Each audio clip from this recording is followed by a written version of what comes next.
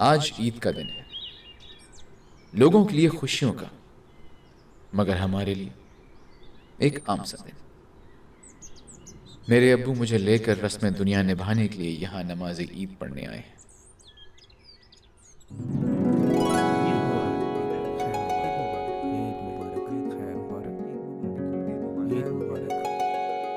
मुस्कुरा मुस्कुरा के इखलाक से लोगों के साथ मिलने वाला ये शफीक इंसान जो नजर आ रहा है वो है नहीं। जमाने ने इनके चेहरे पे वो बेजारी और बेरुखी देखी ही नहीं जो मैंने और मेरी माँ ने सही है। आइए मैं आपको हकीकत की सैर कराने अपने घर लेके चलूं।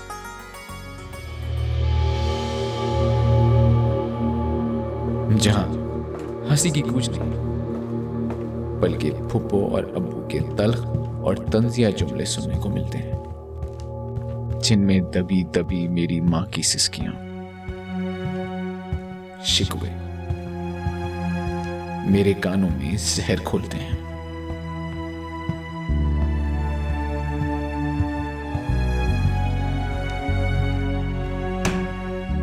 ये मेरे बाप का कमरा, इनकी जिंदगी की तरह खाली और उदास।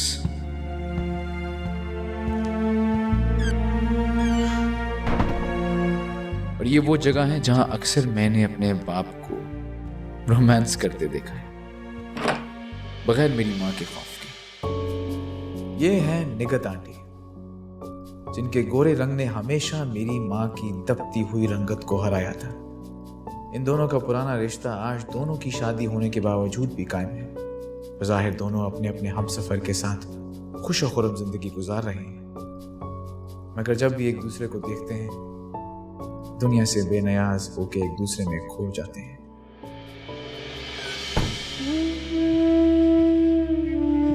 ये जलती कुर्ती औरत जिसके तीखे नक्श उसकी बुरी किस्मत की अलामत है। सरगोशियों की सूरत में बुड़बुड़ाती ये औरत। इतनी अच्छी कमाई है शौहर की, इतना नहीं कि एक मासी रखते जो हर वक्त कुछ न कुछ कहती रहती तो है, रख के देंगे भला मेरी एक माँ मासी है। है जो दिया नाम की, जो सारा दिन सबकी खिदमतें करती रहती है। ईद मुबारक अम्मी। खैर मुबारक। आ गया मेरा जानी नमाज पढ़ के? जी अम्मी। अम्मी आप तैयार नहीं हुई अब तक? अरे अरे यहाँ क्यों आ रहे हो? उबलता हुआ पानी है। पहले औरों की तैयारियां तो पूरी हो जाए, फिर मैं भी तैयार हो जाऊं। वो तुम्हारे पप्पू को पानी उबाल के देना है ना, उनको देख के जानी तो फिर मैं तैयार होती हूँ। अच्छा तुम्हारे अब्बू कहाँ रह गए? नमाज पढ़ के आए नहीं अभी? वो ड्राइंग रूम में बैठे हैं निगत आंटी के साथ। फिर आप ही को चढ़े दूसरों का घर खराब करने के लिए। और तो कोई काम ही नहीं है उसको। तो मैं तैयार हो भी गई तब तैयारी हारत हो जाएगी। जानी तुम यूं करो, तुम जाके अपने अब्बू के पास बैठो। इसका चिड़चिड़ापन इसकी बेबसी की निशानी है। अम्मी अक्सर मुझे अब्बू पे नजर रखने के बहाने भेज दिया करती थी।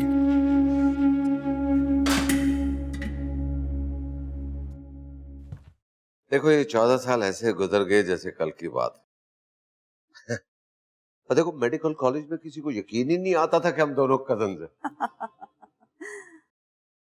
हाँ हाँ, काश वो दिन वहीं थम जाते तो आज बात ही कुछ और होती। नफीस, तुम भी किन बातों को लेके बैठ गए हो? जैसे हमारे घर वालों ने हमारी मंगनी खत्म करके अच्छा नहीं किया। छोड़ो अब इस किस्से को। तुम्हारी शादी अतिया से हो गई, मेरी शादी शहबाज से हो गई। तुम अपने घर में खुश, मैं अपने घर में खुश। बेटा, अरे जहांगीर बेटा, यहाँ आओ मेरे पास। सलाम करो आंटी को। कैसे हो?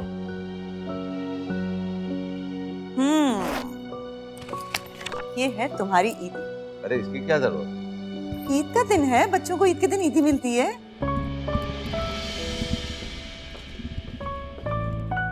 अतिया, आप अभी तक तैयार नहीं हुई?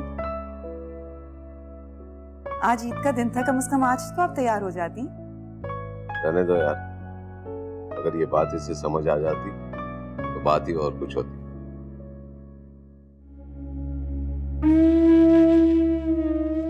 वो मैं कामों में मसरूफ थी। चुप हो जाओ, कम से कम मेहमानों के सामने तो अपना हुलिया दुरुस्त करके आओ। मैं ये सामान रखने आई थी। रहने दो, हम खुद ले लेंगे, तुम जाओ।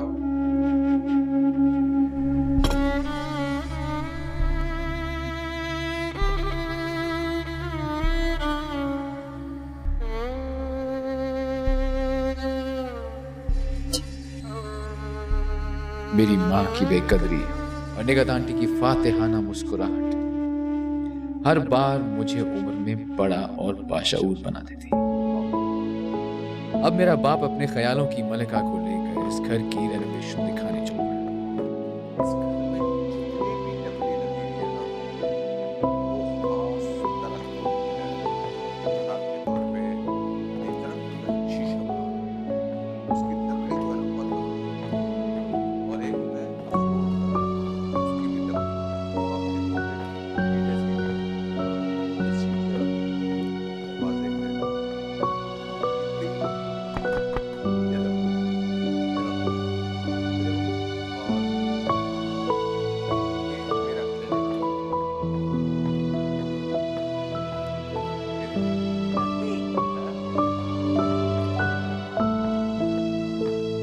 कैसा है? हाँ? ऊपर घर, नीचे क्लिनिक, ताकि तुम्हें आने में मुश्किल ना हो। तुम हर वक्त मुझे देख सकती हो, कब आया हूँ, कब गया हूँ। हाँ? आओ, ड्राइंग रूम।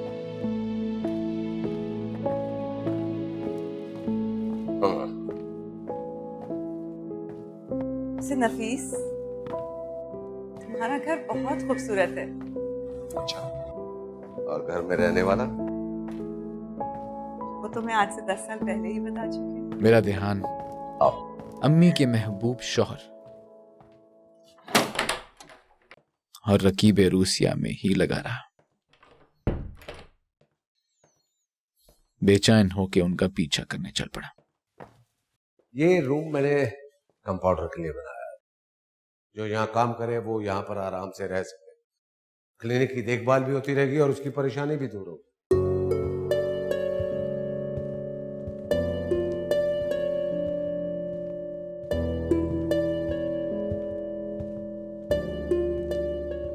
नफीस, तुम्हें देख के अजीब सा लगता है। जिस तरह की तुम्हारी शख्सियत है, तुम्हारा अंदाज, तुम्हारी काबिलियत, तुम्हें देखकर तो कोई भी रश कर सकता है। वाह भाई, उनमें इतनी खूबी है, इसका तो अंदाजा हमें आज तक नहीं था। हाँ, मगर जब तुम्हें अतिया के शौहर के रूप में देखती हूँ तो मुझे बहुत दुख होता है। देखो, इस वक्त इस बात का जिक्र मुनासिब नहीं है। हाँ, इस बारे में बात ना ही की जाए तो बेहतर है। वैसे तुम्हें कैसी औरत पसंद है? मुझे जिस औरत के पाँव खूबसूरत हो, उन पे नेल पॉलिश लगी हो, बालों का कलर ब्राउन हो, चाल धीमी हो, कद मुनासिब हो, आंखों में नमी और उदासी हो, नाक में लौंग पहनती हो, होंठ ऐसे जैसे फूलों के घर, हल्के उठे तो सुबह हो, झुके तो शाम हो। अब्बू ने हुस्न और मोहब्बत की जो तारीफ की थी, उसकी तशरीह महताब की शक्ल में मेरे सामने थी। मेरी आंखें उसके हुस्न में और मेरे कान उसके लफ्जों में गुम थे। उसके शौहर ने ईद के दिन उसे तलाक देकर घर से निकाल दिया था और उस दिन महताब की जिंदगी से शायद मोहब्बत खत्म हुई थी, लेकिन मेरी जिंदगी में मोहब्बत शुरू हुई थी। ये मेरा दीवानापन है या मोहब्बत का सुरूर। मुझे अंदाजा हुआ था कि इस दिन को ईद क्यों कहा गया था। मेरे सामने मेरी जिंदगी का मकसद और मेरी मोहब्बत की तस्वीर खड़ी थी। उसका दुख उसके हुस्न और उसकी बेबसी उसके लहजे की शिरीनी को हरा नहीं पाया था।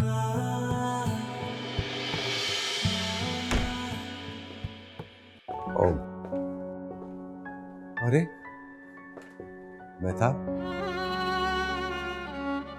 निगत, ये मेहताब है, मेरे साथ क्लिनिक में एज ए नर्स काम करती है। मेहताब, ये डॉक्टर निगत है, हम दोनों ने एक साथ MBBS किया था।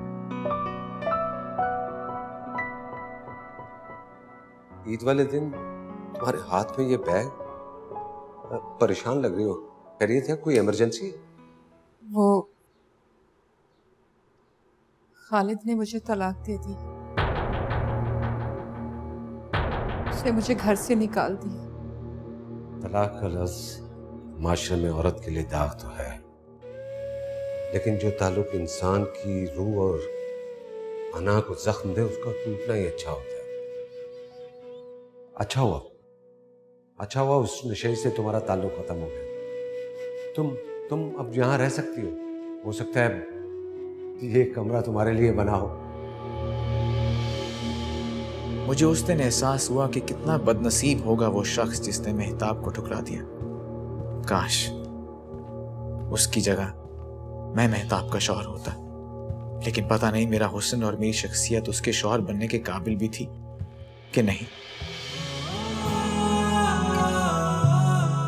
ये मालूम करने मैं अपनी माँ के पास गया।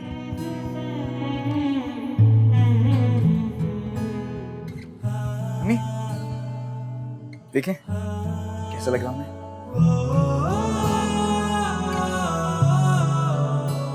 माशाल्लाह, मेरा चांद जैसा बेटा, रात जैसी सियाहतिया का चांद जैसा बेटा। मेरी माँ भी बिल्कुल चांद जैसी है, मेरी जिंदगी का चांद, मेरी माँ, मेरी दोस्त। जानी, पता है, बच्चा चाहे जितना काला हो, माँ बाप को दुनिया का हसीन तरीन बच्चा लगता है। इसी तरह माँ भी चाहे जितनी मर्जी काली हो, अपने बच्चों को दुनिया की हसीन तरीन औरत लगती है। देख जानी, ये देख, मेरा हाथ कितना काला है तेरे हाथ के मुकाबले में। माँ के हाथ का रंग देखा नहीं जाता, उसके लम्स को सिर्फ महसूस किया जाता है। वाह, इतनी शायराना बातें जानी। तो 21 साल की उम्र में 31 साल का आशिक लगता है। क्यों अम्मी, 21 साल का आशिक नहीं होता क्या? होता है, क्यों नहीं होता। अच्छा अम्मी, मुझे सच सच बताएं, मैं अपनी बातों से बड़ा बड़ा लगता हूँ ना? हाँ।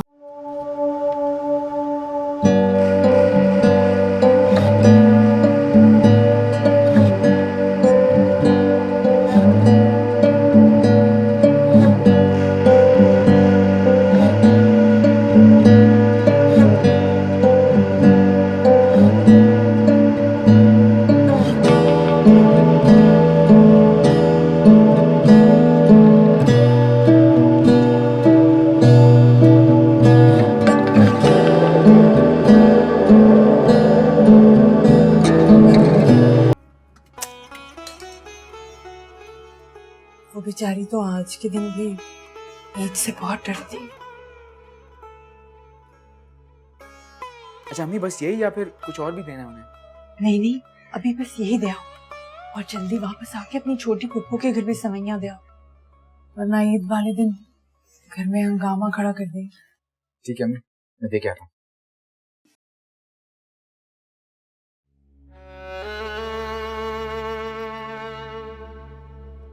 जानी, मेरी तो मौत के दिन ही मेरी ईद होगी। सारी ईदें इसी हसरत में गुजार दी।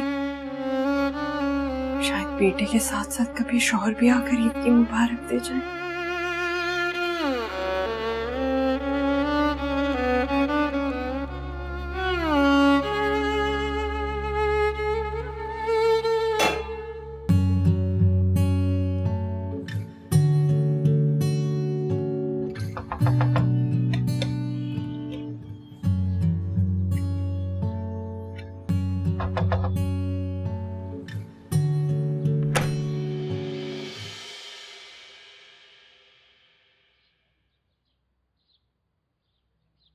क्या हुआ?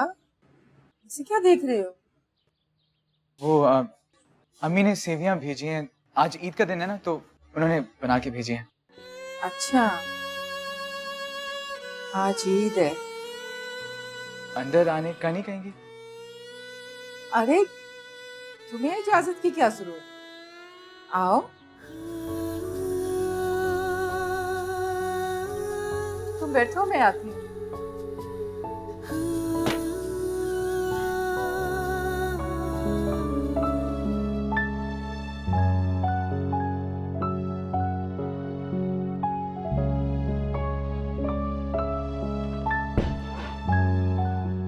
अरे तुम बैठे नहीं अभी तक? नहीं, आप ईद के दिन तैयारी नहीं होती क्यों? इसलिए कि मैं बाकी के सब दिन तैयार होती हूँ तो ईद के दिन छुट्टी कर लेती हूँ।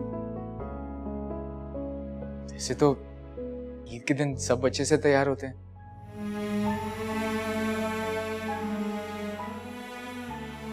हाँ लेकिन बस दिल नहीं चाह रहा। और तुमने मुझे इतने सालों में कब देखा तैयार होते हुए? आप तो ना भी तैयार हो तो बहुत अच्छी लगती हैं। वक्त कितनी तेजी से गुजर गया जानती हो। भी कितने बड़े हो गए।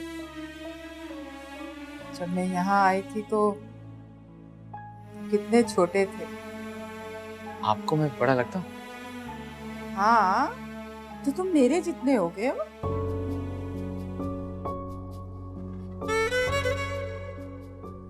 क्या देख रहे हो? अभी मुड़िए, मुड़िए। हाँ देखो, मुझसे भी लंबे लग रहे हो।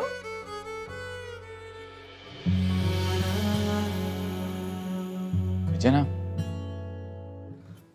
बड़े होने का बहुत शौक था। क्यों?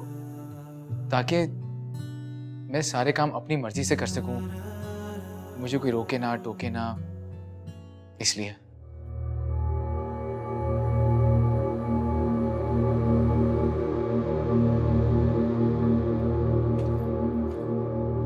जहांगीर, कहाँ दफा हो गया? जहांगीर, तुम्हारी पुप्पो आवाजें दे रही है, जाओ ऊपर। वो तो आवाजें देती रहती हैं, आप बात करें ना।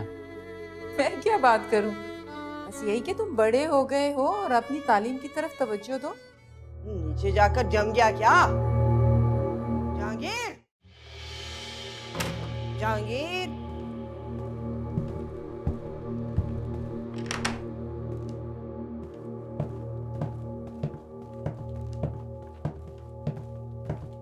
कहाँ दफा हो गया? जहांगीर, जाओ ऊपर वरना वो नीचे आके ज्यादा शोर होगा।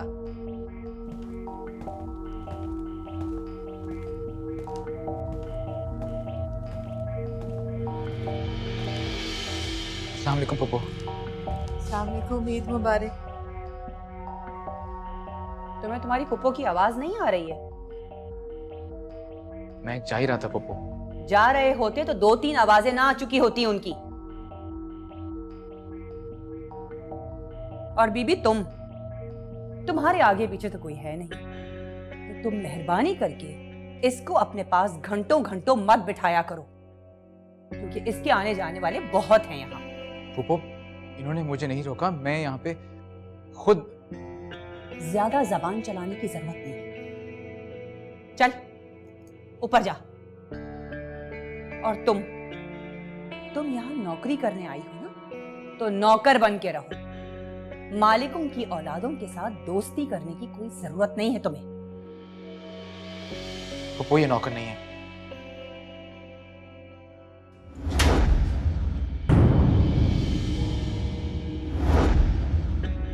मेरी बात काटने की जुर्रत मेरे शौहर में भी नहीं है।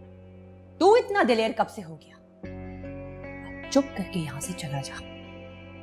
अगर आपा जान की एक और आवाज भी आई ना तो मैं तेरी जान निकाल दूंगी। पप्पू ये आपका आखिरी थप्पड़ था, इसके बाद ऐसा मत कीजिए।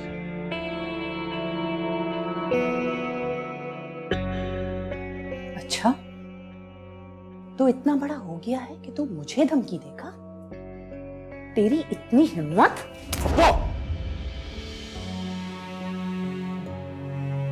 मैंने कहा ना, ये आपका आखिरी थप्पड़ था, इसके बाद कभी नहीं।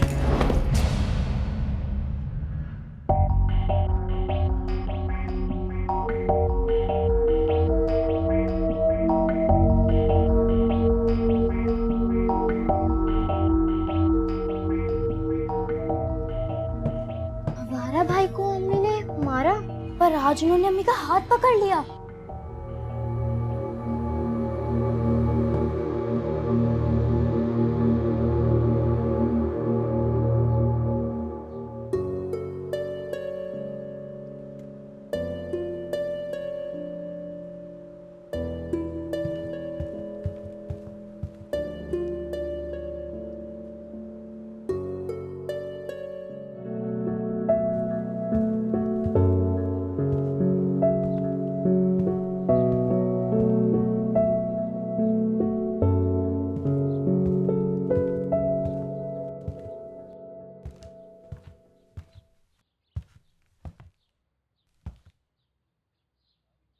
इसके अलावा तो तुम्हें कोई बात समझ ही नहीं आती।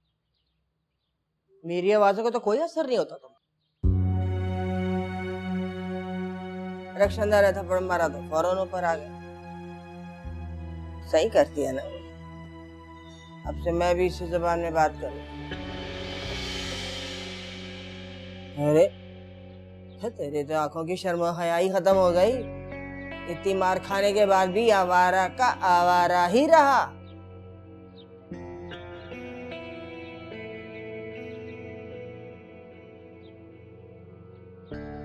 कहाँ जा रहा है?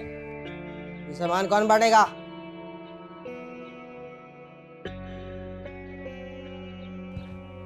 रुक, होश में है तू?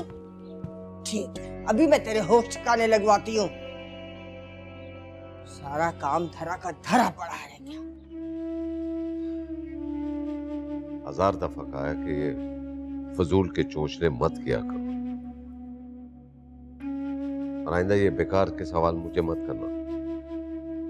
मैं तो सिर्फ पूछ रही थी कि तुम जो कह रही थी उसका जवाब यही है कि तुम कुछ भी कर लो, कुछ भी पहन लो, लेकिन मेरे दिल में जगह नहीं बना सकती। तुम जैसी औरत के साथ जिस तरह मैं जिंदगी गुजारूं ये मैं ही जानता हूं। किसी से मिलवाने, साथ ले जाने में मुझे शर्म आती है। दूसरी औरतों को देखा कभी? मेकअप करके कितनी अच्छी लगती है, और तुम उतनी ही बुरी लगती हो। बेहतर यह है कि आइंदा ये मेहनत मत किया करो। तुम इस घर में सिर्फ इस वजह से हो कि तुम मेरे बेटे की मां हो, वरना कब का तुम्हें तलाक दे चुका होता। काफी जिंदगी दिल पर जबर करके काट ली है, जो बची है वो भी कट जाएगी। खुद को मसरूफ इसलिए रखता हूं कि तुम्हें कम से कम देखो। ये क्या तरीका है कमरे में आने का? किसी के कमरे में आने की तमीज नहीं है तुम्हें?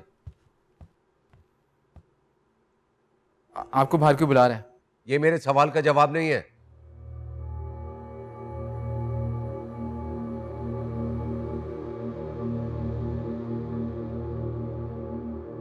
मुझे नहीं पता था आप यहाँ पे हैं, इसलिए मैं आ गया। कौन बुला रहा है? आपका कोई दोस्त आया है? कोई नाम तो होगा। खुद जाके देख लेना। ताबिंदा ठीक कहती है, हमारा गर्द हो गया, काम चोर हो गया ये।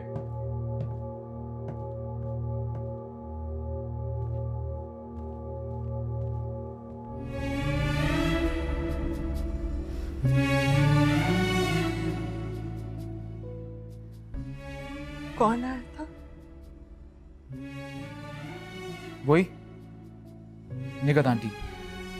उनको भी ना यहाँ बगैर चैन नहीं आता। तुम उनसे मिले नहीं? नहीं, जब आपको वो नहीं पसंद तो मैं उनसे क्यों मिलूं? तुम्हें ऐसा क्यों लगता है जानी? माँ, इस घर में चाहे किसी को आपकी परवाह ना हो, लेकिन आपके बेटे को आपकी फिक्र है। मैंने देखा है, जब निगत आंटी इस घर में आती है ना, आप बहुत परेशान हो जाती हैं।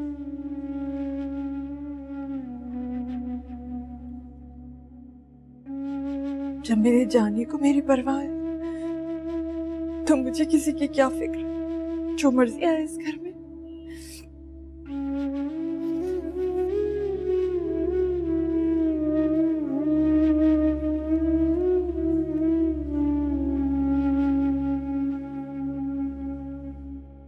आखिर तुम कब तक अपनी जिंदगी के फैसले को इस तरह गुजारते रहो? तो तुम्हें कोई मुस्तकिल फैसला कर लेना चाहिए। काश मेरे पास फैसला करने का इख्तियार होता। मैं तो दूसरे के फैसलों पर मातम ही कर सकता हूँ।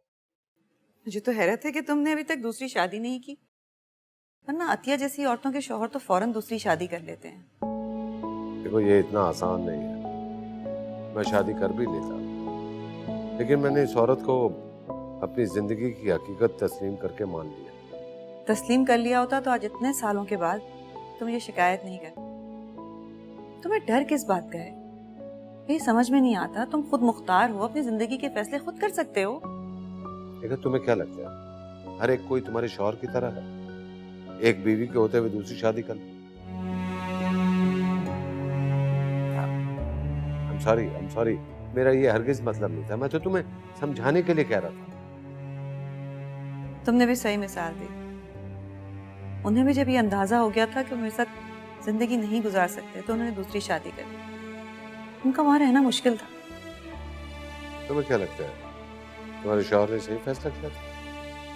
हो सकता है उनकी जिंदगी के हिसाब से उनका फैसला बेहतर था। तुम अपनी जिंदगी के लिए कोई बेहतर फैसला कर सकते हो। फर्ज करो कि मैं दूसरी शादी के लिए राजी हो भी जाऊं, तो एक जवान बेटे के बाप के साथ कौन शादी करेगा? एक तो ये बात मेरी समझ में नहीं आती। तुम मर्द सिर्फ यही क्यों सोचते हो कि शादी किसी कंवारी या जवान लड़की से करने का नाम है? तुम किसी जरूरतमंद बेवा से या तलाक याफ्ता से भी तो शादी कर सकते हो, जिसका तुम सहारा बनो। भाई, अगर कोई ऐसी है तो मुझे उसका पता बता दो। तुम्हारे क्लिनिक में जो नर्स है, वो भी तो इतने सालों से तुम्हारे साथ काम कर रही है। तलाक याफ्ता है, उसे सहारे की जरूरत है। तुम उससे शादी क्यों नहीं कर लेते और उसका सहारा बन जाते?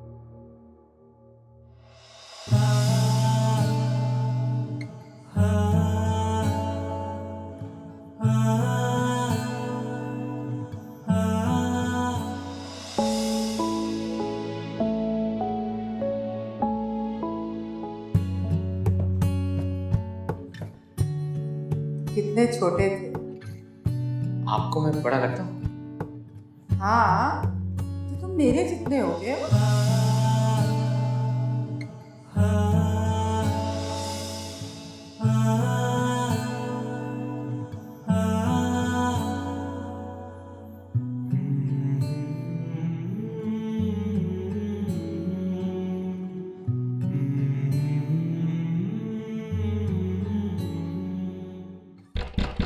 अरे जल्दी बाहर निकलो।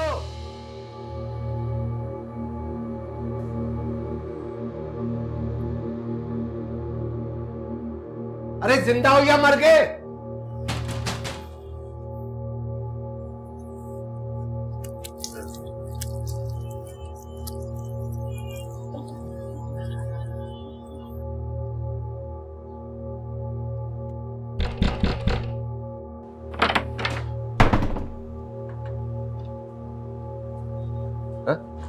क्या किया तुम?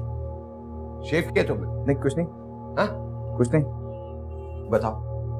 अबे शेव नहीं की तो ये कट कैसे लगा? क्योंकि मैं बड़ा हो गया अबू। बड़ा हो गया? हाँ? अब बड़ा हो गया? अबू, मैं जो मर्जी कर ले, पर मेरे पे हाथ नहीं उठाए। अच्छा, बड़ा हो गया। इनके बाप को हुक्म देता कि मैं मारूं नहीं, इतना बड़ा हो गया। अब मैं आपकी सारी बातें सुनूंगा, लेकिन मैं मार नहीं खाऊंगा आपसे।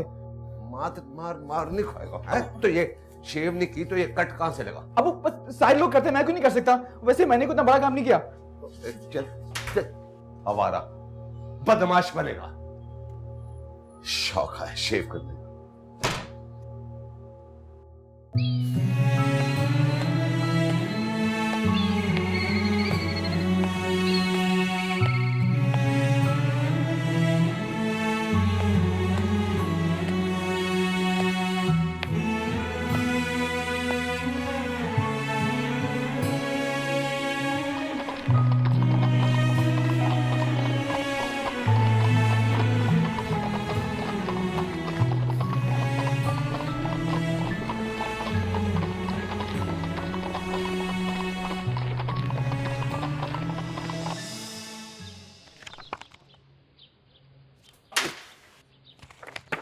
ये रिजल्ट है तुम्हारा? हाँ, ये कारनामे है।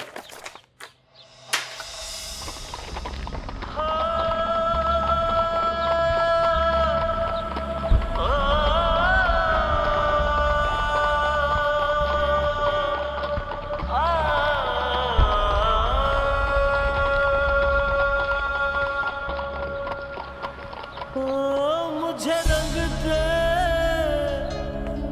मुझे रंग दे अपने रंग में, मुझे रंग दे, रंग दे, रंग दे, रंग दे, रंग दे, रंग दे, रंग दे अपने रंग में, मुझे रंग दे, रंग दे, रंग दे, रंग दे। जहांगीर को बुलाओ खाने पे। जी वो तो सुबह से लौटा ही नहीं। क्या जवान बेटा अब तक घर नहीं आया है और आप इतने मजे से खाने सजा रही हैं? कोई फिक्र विक्र है आपको कि नहीं? वैसे हद होती है लापरवाही की भी। अरे इसी की शह ने तो उसको आवारा बनाया है, सारा दिन घर से गायब रहता है, पढ़ता लिखता नहीं है, एक ही फिल्म लगा के बैठा रहता है। मुझे तो लगता है वो लड़का दीवाना हो जाएगा। मैं क्या करूं? मेरी जिंदगी के फैसले की बुनियाद आप लोगों ने गलत रखी। ये सिलसिला चलता रहेगा, नस्ल दर नस्ल मैं बर्बाद होता रहूंगा। तुम्ही ने इस औरत को सर पर चढ़ा रखा है, हमारी तरफ से तो तुम्हें इजाजत है, तुम आज दूसरी शादी करो, जियो अपनी जिंदगी। इसमें मेरा क्या कसूर है? शक्ल से अकल, अकल से अमल, सारा कसूर तुम हो। जो कसूर मैंने नहीं किया मगर उसकी सजा झेल रहा हूं। वैसे अगर शक्ल अच्छी ना हो ना तो इंसान को अमाल अपने जरूर अच्छे करने चाहिए। घरदारी आपको आती नहीं है, अकल वकल नाम को नहीं है। अरे मेरे भाई को कम से कम औलाद का सुख तो दे सकती हैं आप। ऐसा क्या किया है उसने? ये बात तुम्हारे इसी अंदाज ने हमारी नस्ल को बर्बाद कर दिया है। अब क्या बाप हाथ भी ना उठाए बेटे पर?